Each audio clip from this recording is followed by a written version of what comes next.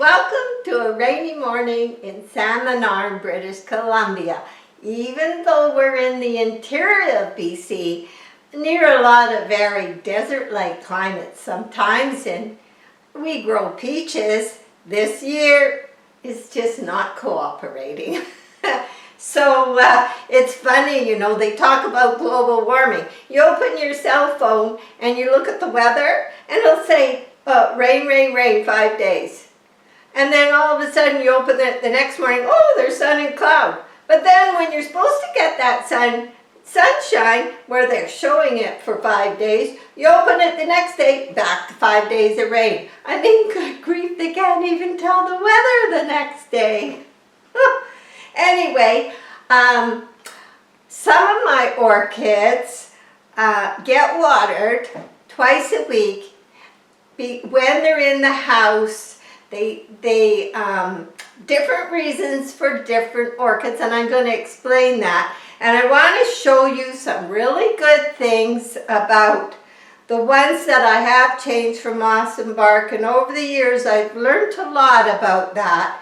And maybe we should talk about this orchid here. Now this orchid was in the last couple videos, and Carolyn, didn't you put the date on this? She didn't put the date, but she will in the description underneath. So it's the last orchid I bought. I came home and I right away took it out of that pot, put it in this pot, but just sitting in the medium it was in, which was moss and very tight. So I picked it all apart, made it loose, stuck it in that pot.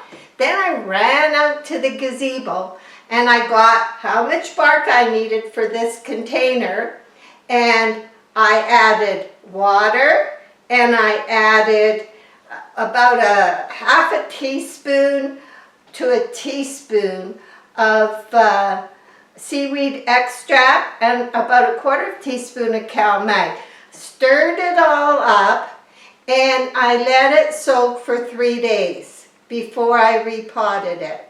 Now I just bought it, put it on hold in a drop pot until that had holes so it could get air, but it was waiting to be repotted. And after 3 days, the bark soaked, it's ready to be put in just bark. Now I used to get Rexius large bark, which we can't get here anymore in British Columbia. So I get the medium, which I order through Buckerfield's, our local farm and garden store. It's a BC store. And they get their huge big bags in for me at a very reasonable price. So I get the medium bark, which doesn't take us long with 2 waterings a week to get it used to holding moisture. So because your orchid has been in moss and you've just changed it to bark, it needs 2 waterings a week. Now, you know, when I first started with orchids, you heard, oh, it's good for them to dry out, it helps the roots. It's good for this, or I left my orchid laid on the counter and got dry. Well, this is true. They will even grow roots when they're dry if they're in a humid area. So, but anyway, the least shock for your new orchid will be if it's just come into the store where you bought it. Now these are almost all my orchids are no ID from the grocery store because that's all we get. So if you can ask them when their orchids are coming in, ask them to phone you and let you know that they just came in, and get it fresh. Look at them all. And when I picked this one, I like to get aerial roots, but this one had actually had aerial roots cut off.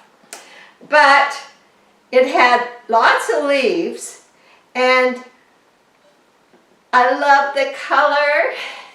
It had a nice flower. Now, I've had this for quite a while now. It's growing new roots, It's getting a new leaf. It's still, I did not cut off the flowers. It is still one flower, one of the ones that would have been the first one to open. It dried up and I put it in a book and I'm pressing it because sometimes when I'm painting an orchid on a traffic cone, I like something real close. So I'm drying it and pressing it. And this orchid is showing no signs of shock because it's in the medium-sized bark. Even though it was taken out completely, all moss, and put into bark, the moss is holding the roots used to have moisture. So if you can keep the roots when you just put them in bark more used to having moisture, like when they were in the moss, it kind of fools them. And I found that twice a watering a week is doing the trick. This orchid is showing no signs of suffering. So I watered it this morning, and I'm going to show you a couple of things here that I noticed. Now, way in there is a new leaf coming. Amazing. These leaves are not showing any sign of getting limp. One tiny little leaf way down, probably the first leaf it ever had, is yellow. That's okay. But in here, you see really good root growth happening. Here and even in the back. In here. See if I can get it. There is good root growth happening. So, this orchid is not suffering at all. So, this was the only pot I had at the time while I'm waiting for another pot. It's going to stay in this pot till I get a traffic cone. Poor Jack, because he has the one that has to cut the base off the traffic cones and drill the holes. And I keep thinking, oh, that's the last one. It isn't the last one. But anyway, so you've got your new orchid. You don't want it to have any shock at all. The only thing that is in here is bark. So then what do? You got lots of holes, so you do want it to get air. If you go and take this pot and put it in a pot that it just barely fits in for, excuse me, for decorative purposes, the air is not going to circulate. So I like to put them in a bigger pot. In the bottom of this big pot is an upside down ashtray to hold, so it's not sitting in moisture that's draining from it. And there's a little water in the bottom of the pot that adds a little humidity. So in this very much larger pot, air can circulate, some light can get in, and it's also got a little more humidity because it's circulating around the pot. This big pot, this is what I found has been the best of all the different things I've tried. So it's not, now if it was showing signs of shock, I would have definitely have cut that spike off. Now it lost one flower. Now when it gets to the stage where maybe it's only got half the flowers left, I definitely will cut it off and let it save energy and strength for next year. So that's how this one is doing. Just going to put it over there. And so as you know, I have a few species orchids that all came in moss, or I think there was a couple that came in a little bit of moss and bark mixture. Now because they are species, and when you're dealing with a species, definitely look up all the care you can find on the internet. because you're going to have to read it all and assess what you think will look best for you. And I did that with all of these. And because I want bark in everything. So I had to switch these, but because they're a smaller orchid and a more sensitive orchid being species, I did it over maybe 3 months or even longer. I slowly picked the moss out until they ended up in all bark, which they have been for some time now. You can do that with the bigger ones if you want to be extra cautious and just slowly pick it out. But you still have to clean all that moss away from the center part of that orchid. And don't think, oh, it's in bark, I don't have to worry. No, no, no. You must look inside that pot and make sure that in the center of the pot, the little seedling cup made out of plastic is not still there. Because I've had emails from people that got their orchids in bark and didn't worry.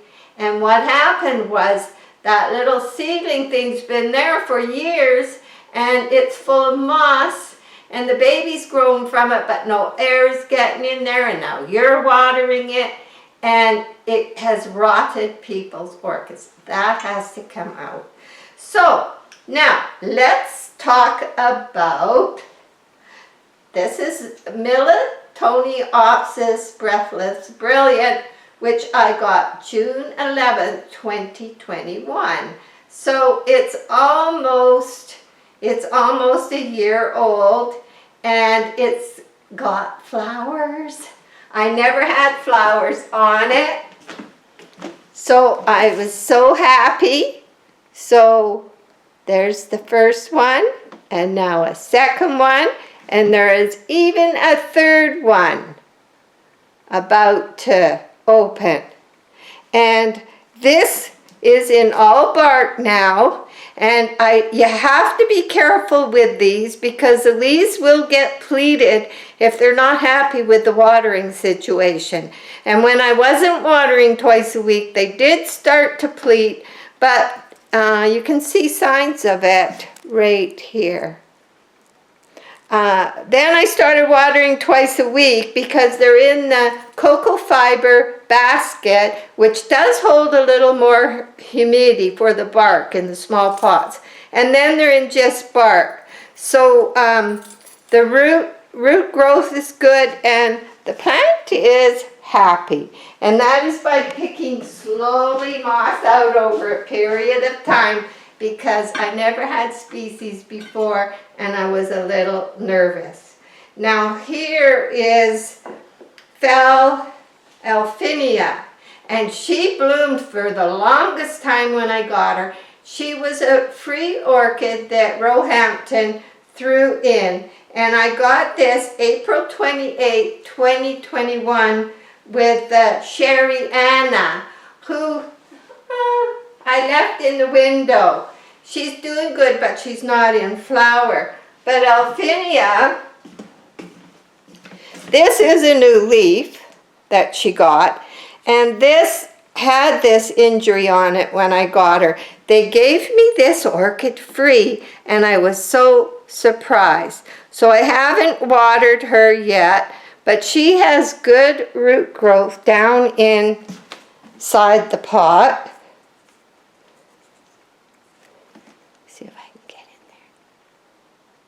Lots of root growth, actually.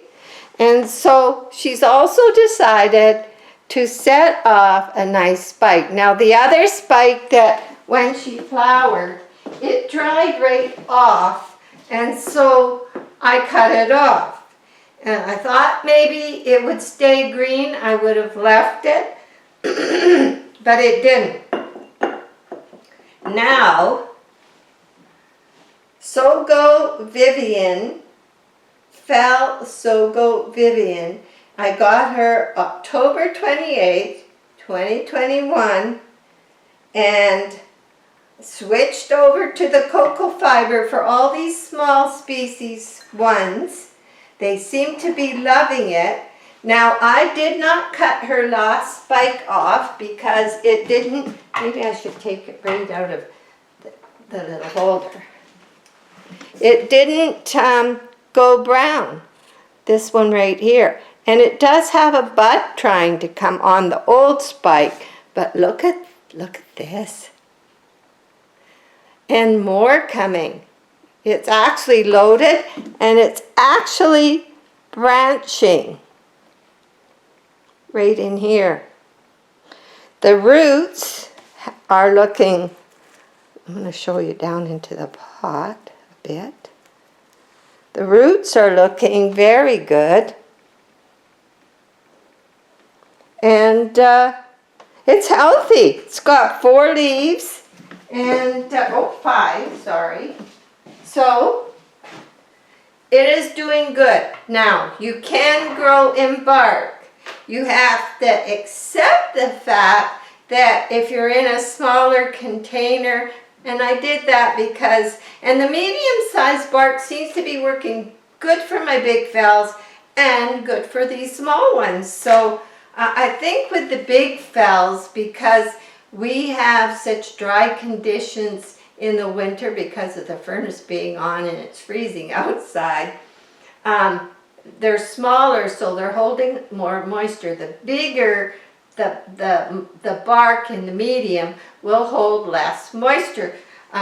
Because if you're somewhere where your humidity is always high, where ours is always quite low, below 50 for sure, and probably more like 40 in the house, then because it's always so low, the smaller bark is actually turning out very good. And the bigger bark is better if you're in this high humidity area because you want more air circulation. So these are doing good. And the other one I've got here is Phal Mini Mart, which I got 2021 November. And she doesn't have any spikes coming, but she has some nice new root growth in there. Whoops, it's still dripping because I watered it. And she seems happy. She's getting a new leaf, so we'll just wait and see what happens with her. And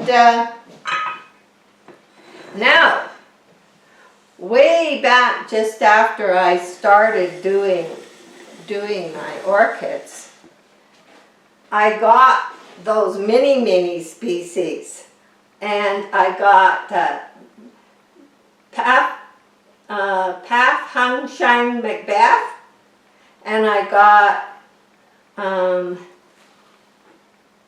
Phal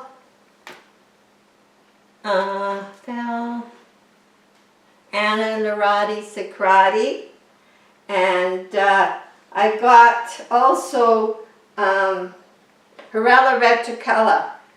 And they, when you look up about them, they like at least 70% humidity, which they were never getting. I had the beautiful mounted bark display. I had it over here just after I got orchids and started all this. Tried it for over a year. I am pretty patient, and nothing was happening. And I kept trying different things and nothing was working. And then I tried this, and I have new roots on everything. Everything is looking really good. The only thing that is not really showing too much is the fern, which I left in the pot, but when I pulled it out of the bark that the pot was sitting in, there was lots of roots that got pulled. So I think I'll be a little more patient with her. So I'm really pleased with this, and Jack's even having fun with it because you'll see him over there, and he opens the door with our little marble handle, and he's in there with the misting bottle, which is okay. Now, the only thing we want to do is get a little humidity gauge that we can put in here so we can check the humidity. I took a big one and sat in here, and it was definitely 70. So it's doing good. And the roots are so good. And we're having fun with it too. So that's part of it. I mean, we're both having fun with it. We're both enjoying it. And he's learned a lot. So this big Phal in these traffic cones, and quite often people are asking me where I got the traffic cones. And if you go to my home channel and you look under playlist, you will see one where I listed the homemade pots that we've made. And there is some there on the traffic cones that will show them. But I try to show each one as I do it. Now, I just want to, can you just like enjoy looking at the flowers while I run out? Because every video I forget something. I have to run all the way around.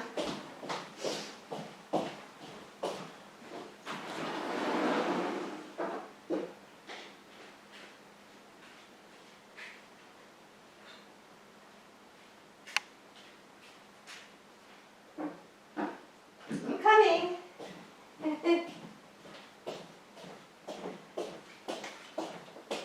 I finished the Vieker on Rosemary's traffic cone.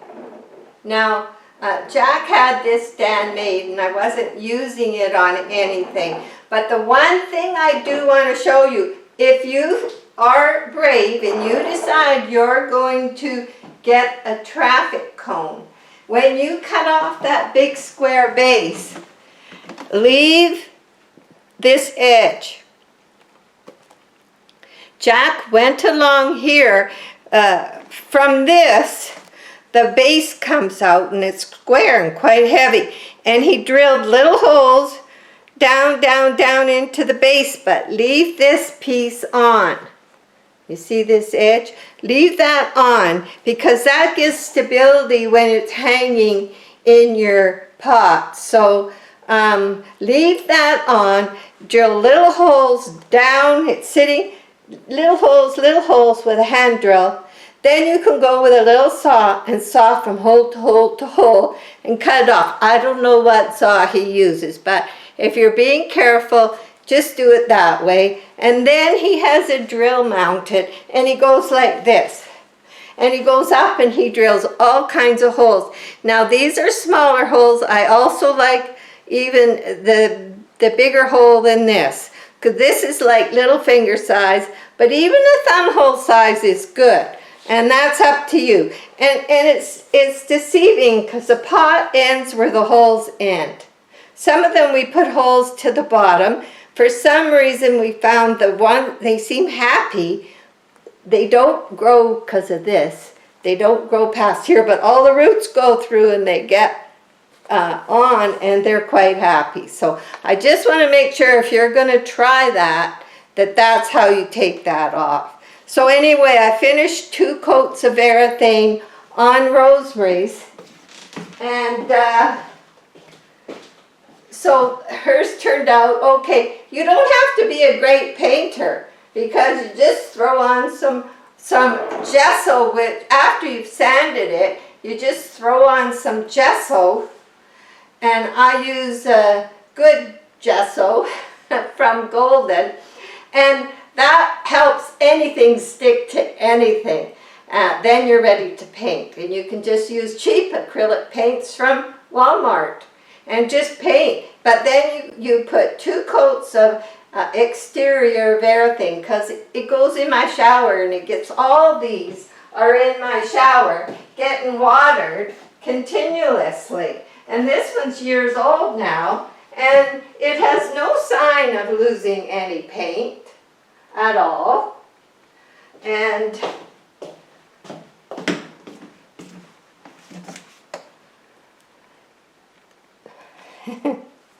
so it's doing good. So, and let's see. So that's about it. But I do I think I should start telling different stories, but I don't know. For you that remember back when COVID all started and no one was going anywhere, I broke a back tooth, my very back molar on the bottom. A great big hunk broke off the tooth. Don't know what happened to the hunk, probably swallowed it. But anyway, it left pointy things, so Jack came with this little steel file, handed it to me. I filed it all off, and it hadn't really bothered me too much, except I was brushing my teeth the other day, and I thought something was funny. It always kind of had a, I don't know, funny taste or something. So anyway, I guess the big filling it wasn't attached very good or something. I'm brushing my teeth, and out came this big filling the size of my little nail on my finger. And out it came, and I thought, oh no. So like the tooth is broke off right to the gum, halfway around, with a bit of whole tooth on the other side, with this big hole. So I broke down and phoned the dentist. That, 2 years later, I am a procrastinator. I knew I had to. Now, my appointment's June 10th, and I'm not suffering too much. I'm being careful where I eat, but it's weird. And these things happen, doesn't matter. As you get older and living with Mom, who's going to be 99 in December, you see that when you're younger, the road's not so bumpy normally, but as you get older, there's the odd bump or there's the odd earthquake. And this is just a bump, and it'll pass. And that's kind of her outlook. She has a good outlook. She just says, oh boy, you just have, if they're just little bumps, you have to deal with it. Just try not to think about it. She says, don't talk about it. But, something major, you got to go for a better opinion. So that's what I'm doing on June 10th. Anyway, I had to tell you that. And please leave comments if you want. And I love to answer them. And I love doing this orchids. And thank you very much for joining me. Bye for now.